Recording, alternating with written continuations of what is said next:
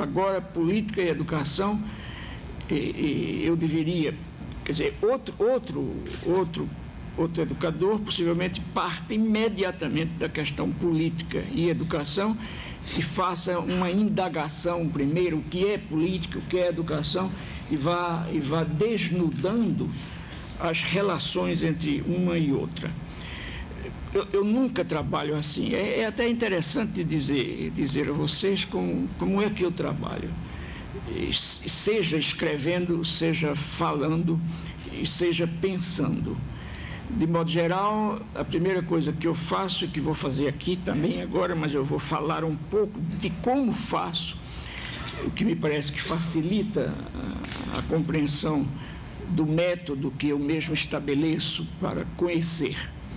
Em primeiro lugar, eu pego nas minhas mãos o tema sobre que devo falar ou devo escrever. Se eu tivesse por escrever, por exemplo, eu estaria agora com o tema na minha mão, calado, silencioso, no meu cantinho de trabalhar em São Paulo, com folhas de papel em branco, com lápis, etc. Aqui, como é para falar, eu tomo o tema, que é o objeto meu de conhecer, e sobre o qual eu devo fazer uma descrição. Quer dizer, eu apanho o tema educação e política, ou política e educação, o tomo como objeto de minha curiosidade. Mas não é de qualquer curiosidade. Quer dizer, eu tomo o tema na minha mão, me distancio dele. O que é que eu quero dizer quando digo me distancio? Me desculpem que eu esteja sendo tão didático, quer dizer, não é que eu admita que vocês não saibam o que é que eu quero dizer por distanciar-me do objeto. Quer dizer, tomar distância do objeto, do ponto de vista da teoria do conhecimento, significa exatamente objetivar o objeto. Quer dizer, significa tomar o objeto A, B ou C, não importa, como objeto da minha curiosidade, mas não de qualquer curiosidade, como eu disse antes, da curiosidade que eu chamo curiosidade epistemológica. Quer dizer, curiosidade que se preocupa e que se arruma, que se prepara metodicamente para desvelar o objeto dela. Porque há uma outra curiosidade que a gente pode chamar de uma curiosidade espontânea, por exemplo, é de você parar na rua, olhar o céu que está bonito, olhar o pôr do sol, por exemplo, de Brasília, coisa de que eu gosto muito de fazer. Eu não olho o pôr do sol em Brasília, de modo geral, como tomo agora distância do objeto política e educação. Quer dizer, quando eu olho o pôr do sol, eu estou noutra postura diante do objeto, diante do mundo, que é muito mais estética, que é muito mais ingênua e que não se preocupa com nenhuma busca de compreensão da razão de ser do objeto. Quer dizer, eu não estou interessado em saber por que o sol se põe, se o sol realmente se põe. Eu não estou interessado em me perguntar por que essa claridade, por que essa cor de sol e não outra, etc. Estas indagações me poriam na minha curiosidade diferente da curiosidade natural, da curiosidade espontânea. Então, agora eu estou aqui assumindo exatamente o comportamento da curiosidade crítica, quer dizer, da curiosidade que quer saber. Tomar distância do objeto, como eu disse antes, significa exatamente buscar, através da curiosidade crítica, descobrir a razão de ser do objeto, quer dizer, descobrir o que, na verdade, vem sendo ou está sendo aquele objeto, que me faz dizer isso é a relação política e educação. Eu quero pensar aqui exatamente nisso. Então, é assim que eu, de modo geral, trabalho. Quer dizer, para fazer isso, quer dizer, para me pôr curioso diante do objeto sobre que eu devo falar, eu, pelo menos, quando trabalho assim, eu procuro ir me aproximando cada vez mais do objeto específico educação e política, ou política e educação. E na medida em que eu me aproximo do objeto, eu vou chegando ao campo, ao espaço em que está o objeto. Isso me leva, então, a tentar fazer um cerco ao objeto. Quer dizer, em lugar de pegá-lo imediatamente, eu saio cercando, geograficamente, como se eu pudesse dizer, cercando o objeto para, nesse cerco que eu faço ao objeto, eu realmente encontrar a compreensão do objeto.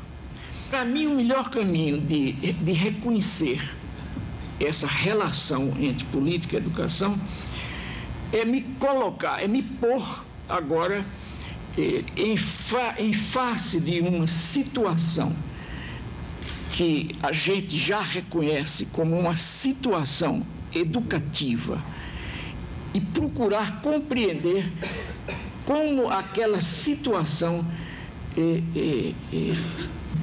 se realiza, ou como é que a gente vive a situação que a gente chama de educativa. A primeira coisa que eu acho que a gente descobre quando a gente pensa agora abstrativamente no que é uma situação educativa é de que a relação educativa implica necessariamente a existência de sujeitos. Quer dizer, toda situação educativa tem necessariamente um sujeito educador e tem um sujeito educando. Mas quando eu agora digo que toda relação educativa tem um sujeito educador e um sujeito educando, eu já estou afirmando a quem me ouve ou quem me lê, eu já estou afirmando eu quero só chamar a atenção disso, mas uma certa posição política e ideológica.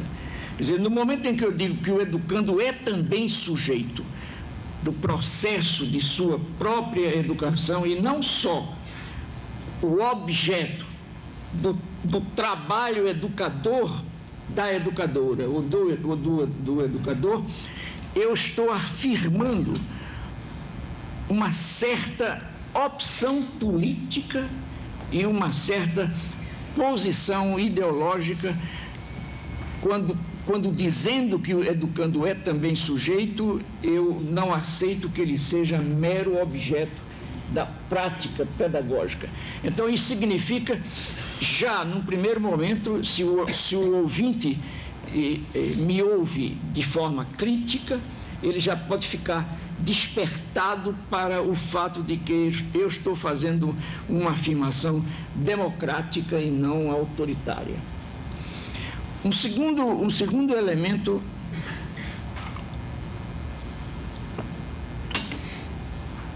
que jamais pode faltar na prática educativa, na situação educativa, é o que a gente chama o conteúdo da prática educativa.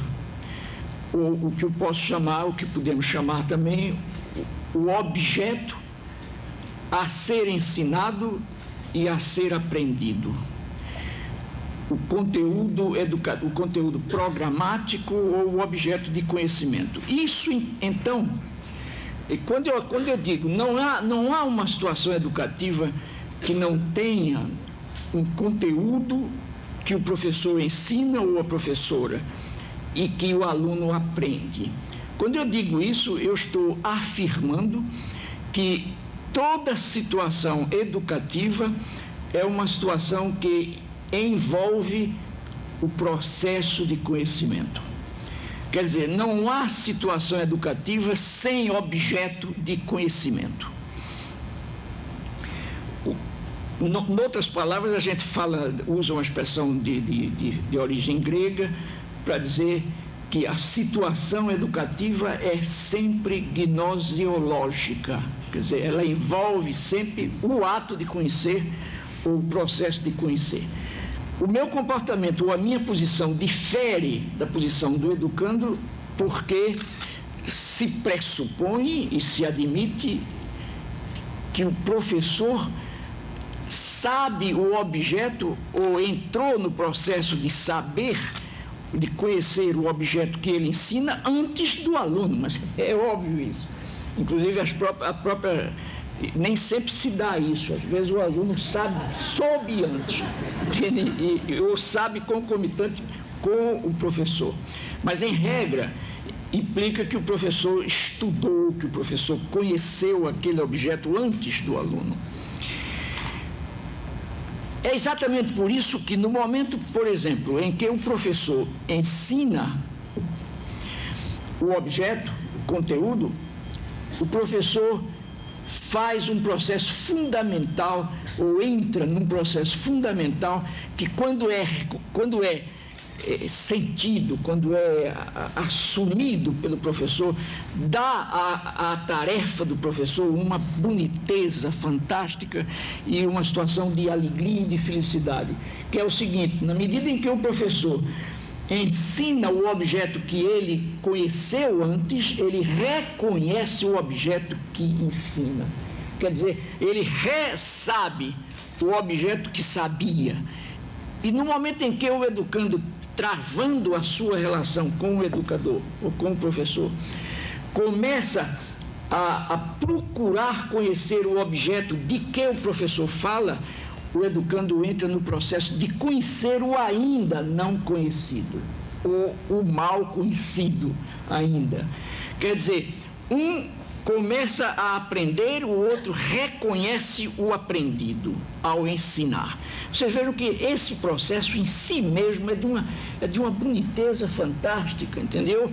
Eu que me desculpe a imodéstia, eu que sei isso, toda vez que dou uma aula fico formidavelmente feliz e alegre, porque no fundo eu estou me reconhecendo, eu estou reconhecendo o conhecimento que eu tinha antes, e toda vez que a gente reconhece um conhecimento que a gente tinha antes, a gente primeiro se certifica melhor do conhecimento que tinha, segundo, a gente se prepara para conhecer o que ainda não conhece.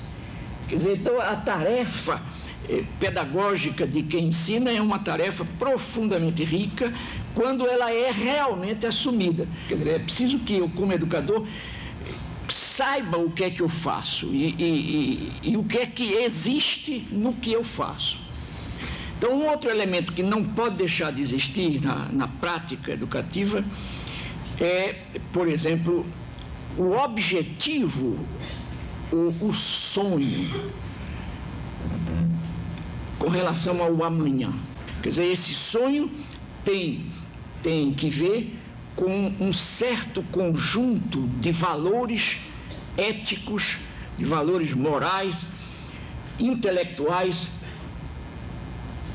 a que eu aspiro como educador. Olha, um educador ou educadora que me diga: Paulo, eu faço a minha tarefa, mas não tem nada a ver com o amanhã. Quer dizer, ela devia... Fazendo bordado, ela escaparia um pouco, mas não totalmente. Porque não é possível, exatamente, não é possível estar no mundo, essa coisa que a gente inventou, sem existir. E a existência, que é uma invenção da gente, ultrapassa a vida. No fundo, mulheres e homens inventaram a existência precisamente a partir da libertação das mãos, da invenção da fala, da linguagem. Sobre os materiais da vida, a gente ergueu a existência. E a existência humana não prescinde de sonho, de maneira nenhuma. Eu recentemente acabei de escrever um livro em que eu digo que é possível que na vida, é possível que haja vida e há sem sonho. O que não há é existência sem sonho. Quer dizer, essa história de dizer que as utopias morreram, que hoje você tem que ser um pragmático, isso é um discurso neoliberal. É falso e mentiroso. Que se pretende apresentar como não ideológico. Porque esse discurso decretou a morte da ideologia. E a única maneira que a gente tem de matar a ideologia é fazer um discurso ideológico. Quer dizer, não se mata a ideologia a não ser ideologicamente. Então, a impossibilidade da neutralidade faz parte da natureza mesma do fenômeno educativo. Toda prática educativa implica métodos de trabalho. É óbvio isso na medida em que, sendo a prática educativa uma prática gnoseológica, quer dizer, uma prática em que o processo de conhecer é exigido, ela não pode deixar de ter método, mesmo porque, além disso, é que a própria posição nossa, ou a nossa situação no mundo e com o mundo implica método de andar no mundo. E além do método, aí vocês têm como continuidade do próprio, como necessidade, ou como exigência do próprio método, a gente então tem também na prática educativa processos, técnicas, etc. Então, esses são os elementos que constituem a prática educativa. E, mais uma vez, a gente vê, por exemplo, como os governos que a gente tem tido desprezam tanto a formação da professora e a formação do professor. Quer dizer, é uma coisa absurda a realidade brasileira. E o problema da formação do educador, que é um problema dos mais importantes que a gente tem, é uma coisa que não para nunca, quer dizer, que ninguém nunca parou, ou ninguém nunca para a sua formação. A formação é um processo permanente, quer dizer, eu deixo de me formar quando morra, mas enquanto vivo esteja bulindo, mexendo, eu estou continuando a me formar. Então, a formação não por exemplo, a formação do professor se dá antes que ele seja professor, se dá durante o tempo em que ele está sendo professor. Quer dizer, e a sua formação permanente tem que ver com o aprofundamento crítico da análise que ele faça de sua própria prática. Quer dizer, é estudando o que eu faço, é procurando conhecer melhor a razão de ser daquilo que eu faço, que eu me preparo melhor para continuar fazendo. Eu não invejo quem seja ministro da educação desse país daqui a pouco, porque enfrentar o déficit da quantidade e o déficit da qualidade na educação brasileira é tarefa para negócio de 20 anos, no mínimo 30. A gente chega ao fim de um século, de que é milênio, com umas estatísticas vergonhosas com relação a isso. E o resto. O Brasil é todo ele um grande problema. Então, essa questão ética, eu diria, que também se coloca na prática educativa, deveria ser uma exigência a nós próprios. Quer dizer, até que ponto eu teria o direito de enganar o aluno, por exemplo, de mentir. O aluno faz uma pergunta e, em lugar de que eu diga a ele, olha, puxa, eu sinto muito, mas no momento eu não sei responder a tua pergunta, mas eu vou estudar. Eu vou estudar durante essa semana e possivelmente na próxima semana a gente volta a esse tema. Quer dizer, por quê? Por que isso? Porque o professor não pode dizer que não sabe. Você vê que isso é um mito absolutamente ingênuo e absurdo. Quer dizer, não saber é uma das condições para vir a saber, e não uma condição de vergonha. Quer dizer, errar faz parte do processo de conhecimento, e não está fora do processo de conhecimento como um pecado que deve ser punido. Finalmente, a gente lida também na prática educativa com uma outra coisa que a gente chama estética. Quer dizer, a prática educativa é bonita. Há uma boniteza na prática educativa que precisa ser vivida por nós. A boniteza faz parte do mundo. Quer dizer, o projeto nosso de mundo, de vida, de sociedade, tem que ser um projeto estético, tem que ser um projeto bonito. Então, pensar a prática educativa envolve todos esses elementos de que eu falei a vocês, e de que, sobretudo, ela é eminentemente política. Agora, o fato de ser política não significa que ela deva ser necessariamente partidária. Quando, por exemplo, o professor não pretende esmagar a opção do educando, nem abertamente, nem subrepticiamente, porque o professor também tem armas para massacrar o aluno de quem ele não gosta, de quem discorda, de forma sorrateira. Eu acho que isso não é ético, eu acho que isso é um absurdo, isso revela o autoritarismo, portanto, o equívoco de um professor progressista. Eu não entendo um professor progressista que diminui, que esmaga, que ironiza o aluno porque discorde dele. Eu acho isso um absurdo. Então, sendo política a educação, a prática educativa exige da educadora e do educador uma postura ética suficiente para que o professor ou a professora respeitem o educando.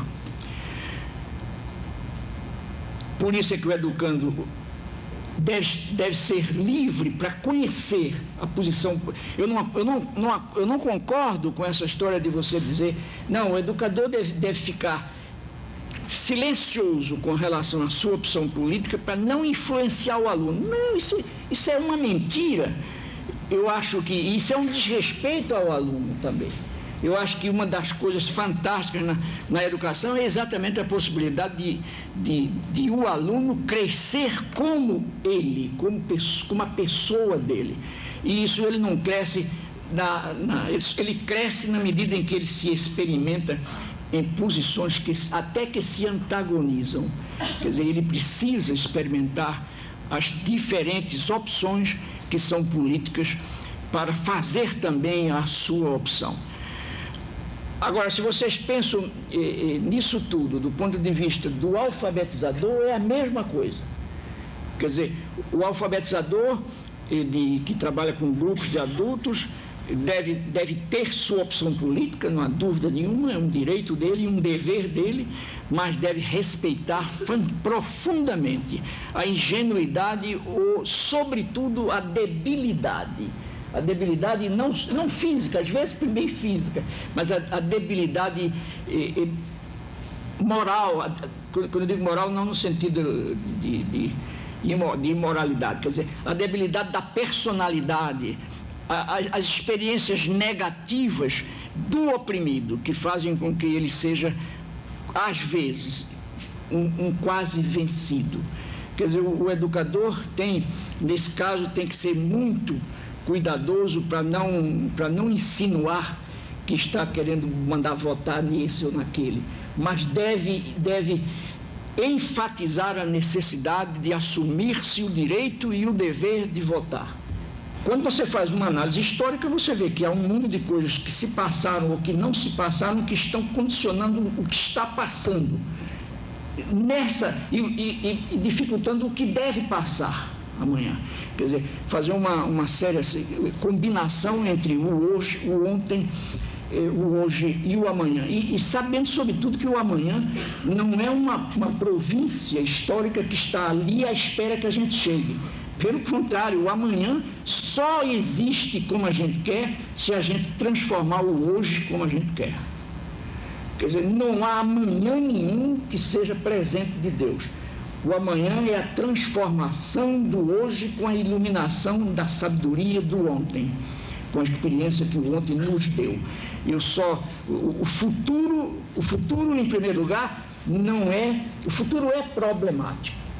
O futuro não é inexorável, como alguns companheiros nossos de esquerda pensavam, mecanicistamente, que o amanhã vem o socialismo mesmo. Isso não vem não, só vem se a gente fizer. Se não fizer, não vem. Quer dizer, o futuro é problema e não inexorabilidade. Dentro desse futuro e desse presente que a gente teria que, no caso da educação, por exemplo, indiscutivelmente pensar na quantidade de educação que o país, que o Brasil, que o governo oferece, por isso eu estou falando em educação pública, a quantidade de educação que o governo oferece à demanda social por educação. Ora, quando a gente sabe, por exemplo, que as estatísticas brasileiras ainda são muito incompletas, mas que há entre 6 a 8 milhões de Mariazinhas, de Pedrinhos brasileiros na faixa etária de 7 a 14 anos, sem ter escolas para ir. E eu até costumo dizer sempre, proibidos de ter escola. Quando a gente sabe que nos centros urbanos a luta operária forçou o Estado burguês, quando eu digo agora Estado burguês, é sem nenhuma verborreia, entende? Forçou o Estado a responder à demanda popular, que a classe popular pressionou, como resultado da pressão que a classe popular fez. Então, muitos meninos proletários entram na escola pública e o que é que acontece com eles?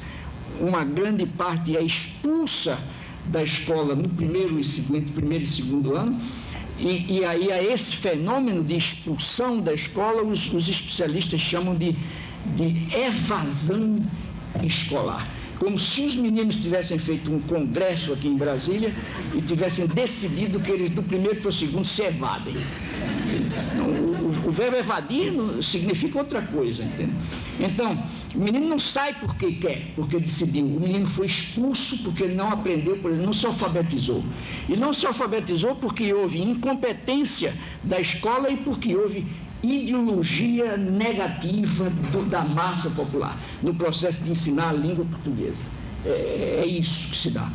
Segundo, uma grande parte dos que entraram passaram pela alfabetização, mas morrem do terceiro para o quarto em matemática e no quinto morrem em geografia. Isso eu sei por causa dos estudos que estão sendo feitos.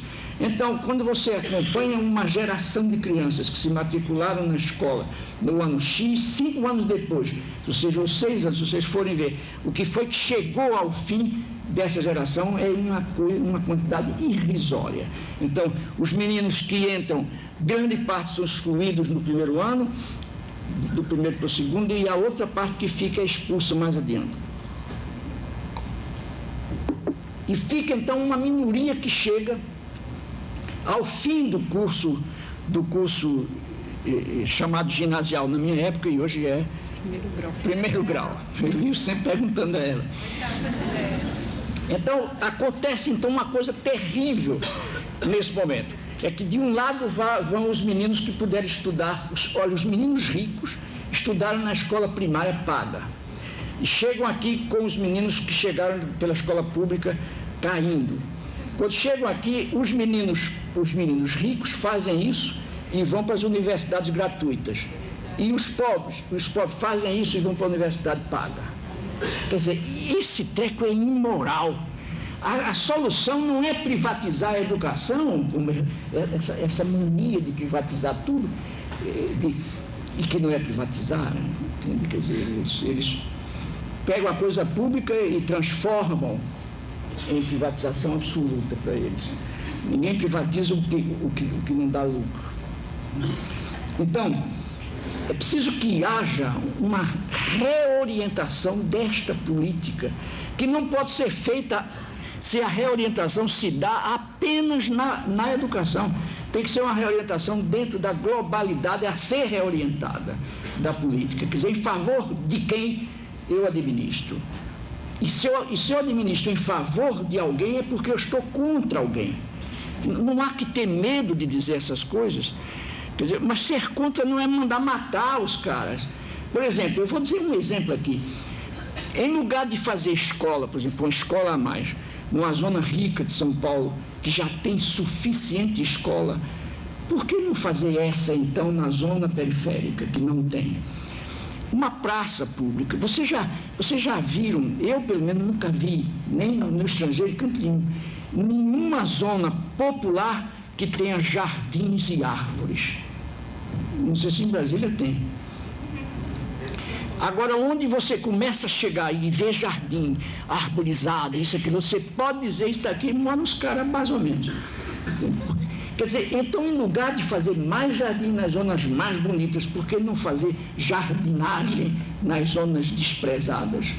Por que não trabalhar com as massas populares lá? Fazer uma educação democrática, eminentemente democrática, uma educação anti-elitista, uma educação que refaça a compreensão da vida do menino pobre. Quer dizer, que os educadores sejam ideológica e politicamente reformados para saber que a criança que tem fome, tendo dificuldade indiscutível de aprender, não ganha uma inteligência má só porque tem fome. Porque ainda tem esses preconceitos. Os meninos chamados carentes, os carentes afetivos, os carentes físicos, mudam de inteligência. Na verdade, a inteligência, ninguém nasce inteligente, a gente faz a inteligência, quer dizer, a gente constrói a inteligência, fabrica a inteligência, melhora a inteligência, na medida em que a gente é, inclusive, convidado a tratar a inteligência da gente. Isso é o que a escola não faz. Quer dizer, a escola atrofia a capacidade da gente, de modo geral, com exceções. Então, todo um trabalho que uma perspectiva de governo democrático tem que ter num país como o da gente. Você imaginou chegar ao Nordeste brasileiro com uma quantidade extraordinária de professores e professoras leigas, quer dizer, e que são, às vezes, menosprezados porque são leigos, na verdade, são ótimos educadores, às vezes, mas essa gente precisa toda ela ser refeita, toda ela ser reorganizada. Então, o papel das universidades, quer dizer, como trabalhar as universidades no sentido de que elas se insiram também. Veja bem o grande desafio que a gente tem para a universidade é a de que ela, mantendo o seu anseio em torno da produção do conhecimento científico, a formação do profissional, ela tenha também o dever de se inserir na pobreza e na deficiência da cultura, não diria da cultura, das deficiências materiais do país em que elas são universidades. Então, isso significava que o Ministério da Educação, por exemplo, teria que não impor, mas teria que tratar de converter todas brasileiras para que elas se entregassem também a essa tarefa de formar e reformar a prática pedagógica do país. Quer dizer, por que não meter, por que deixar que as faculdades de educação das diferentes universidades brasileiras continuem trabalhando apenas na formação de professores de ensino médio e da criação de mestrandos e doutorandos? Porque minha proposta não era fechar isso, mas minha proposta era alargar a responsabilidade e o dever da universidade com relação ao Estado, ao município, formando e reformando o corpo docente em função do desafio nacional. Bem, eu agora, minhas amigas e meus amigos, agora eu cansei. E como uma das liberdades que eu consegui inventar em mim e para mim. É a de parar qualquer reunião, onde quer que seja feita, quando eu me canso. Quer dizer, não está parada, não. Vocês podem continuar querendo, pode ficar, agora não mais comigo. Eu cansei. Agora eu cansei. Muito obrigado.